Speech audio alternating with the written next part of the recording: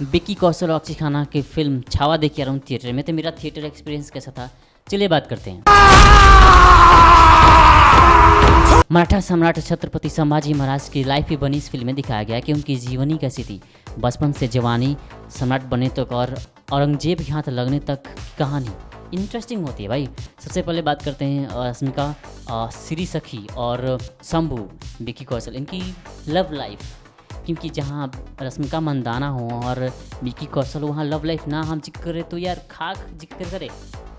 देखो जैसे शिव पार्वती हम पढ़ते हैं कि शिव पार्वती एक ही अंग के बने हैं, यानी कि शिव नहीं जी पाते हैं पार्वती के बिना, पार्वती नहीं जी पाती हैं शिव के बिना। कुछ वैसा ही एग्जाम्पल है श्री सखी और शंभू की। जब शंभू को कष्ट होता है तो सखी महसूस करती है, जब सखी को कुछ कष्ट होता है तो शंभू महसूस करता है। ये चीज़ इंटरेस्टिंग लगता है यार। हम कहीं पढ़े थे कि जब युद्ध में जाते थे तो उनकी पत्नियां उन्हें इनकरेज करती थी, और कुछ वैसे एग्जाम्पल है इस मूवी में। एक बार जब शंभू मुग़ल सम्राट पे कहीं युद्ध के लिए जाते हैं तो सखी उनको इनकरेज करती है। शंभू पूछता है कि मैं जा रहा हूँ तो आपको डर नहीं लग रहा है, तो वो बोलती है कि मुझे उनके लिए डर लग रहा है जिनके लिए आप जा रहे हो, मुझे आपके लिए डर नहीं लग रहा है। ये देख मैं यार, और ये एक बार नहीं 2-3 बार जब वो युद्ध के लिए जाते हैं, उनसे मिलती है, उनकी आंखों में आंखें डाल के बात करते हैं, और वो तब वही कहती है। ये देख के लगता है कि यार व्हाट इतना कॉन्फिडेंस कैसे। जितना भी हमने ट्रेलर में वो दहाड़, वो एक्शन सीन सारे दिखे थे, वो हमको सिर्फ 20 मिनट में दिखाया गया है। शायद जताया गया है कि तुम ये ट्रेलर है भैया, पिक्चर तभी पिक्चर में बाकी है। हम बात करते हैं सीधे स्टोरी की, तो स्टोरी इतनी सी है कि मुग़ल सम्राट मराठा साम्राज्य पे राज करना चाहता है। वो औरंगजेब, उसका कोई सपना है, वो अपने परिवार के लाशों पर चल कर ताज पहनाए, और उसका एक ही सपना है मराठाओं पे राज करना। और इधर छत्रपति शिवाजी महाराज की एक ही सपना था औरंगजेब को मारना। छत्रपति शिवाजी महाराज तो चल बसे, जैसे ही वो चल बसते हैं उनको वो खुशी से इतरा जाता है औरंगजेब कि अब तो राज करने को मौका मिलेगा मराठों पे।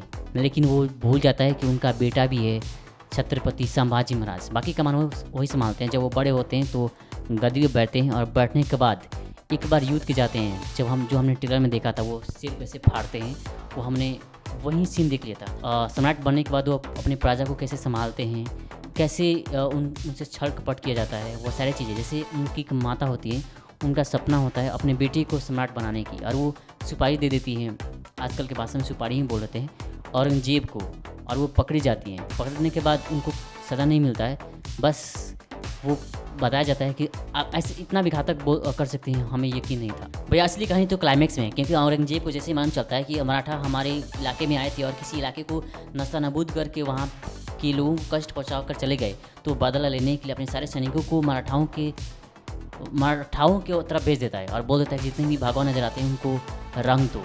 तो वहाँ पर जो सीन है ना कि यार छोटे छोटे बच्चों को वो नहीं छोड़ता है, वो हर तरफ लाशें, पानी भी खून की तरह है। वो तुमको देख के लगता है कि यार व्हाट द हेल, ये औरंगजेब थे। तो वहीं पे कुछ सीन दिखाया गया कि जैसे वो अलग अलग जगहों पे अपने सैनिक को भेजता है, तो जो शंभू जी वो दिमाग लड़ाकर अपने सैनिकों को, क्योंकि उनके पास सैनिक कम थे तो वो दिमाग से लड़ते हैं, अपने सैनिक को छुपा के भेजते हैं, कहीं पानी में, कहीं धरती पे, कहीं गाछी पे, कहीं जंगल में, और वो अलग अलग जगहों पर अलग अलग एक्शन देखने को मिलता है, जो अच्छा लगता है। सबसे बुरा क्या लगता है पता है, जब संभाजी महाराज फाइट करते हैं, क्योंकि हज़ारों के भीड़ में वो अकेले, उनकी सैनिक 5 से 10 हज़ार, और वहाँ पे वो अकेले सबको मारे होते हैं। तो वो सीन जब तुम देखते हो तो लगता है कि यार ये तो फील नहीं हो रहा है कि इतने सारे जवान को, सिपाहियों को एक अकेला मार रहा है। चलो जैसे बाहुबली में वो मारता है तो अच्छा लगता है, लेकिन जब विक्की कौशल उनको मारते हैं तो लगता है कि यार बाकी के सीन तो ऐसे ही एडिट करके डाला गया है, वो तो 5-10 या 50-100 सैनिक होंगे, उनको ही मार रहे हैं।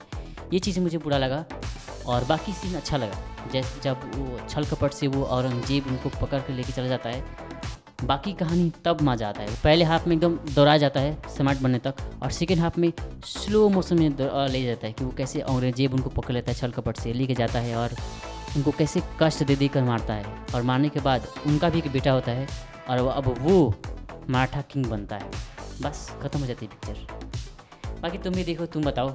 और एक चीज़ मैं बता दूं कि जितने भी एक्शन है वो तुमको जेन्युइन लगता नहीं है। देखो जब अकेले लड़ते हैं तो अच्छा लगता है, लेकिन जब हज़ारों की फील्ड में वो अकेले लड़ते हैं, तो ऐसा लगता है कि यार ये सीन थोड़ा-सा हमें अजीब लगता है, पता नहीं क्यों?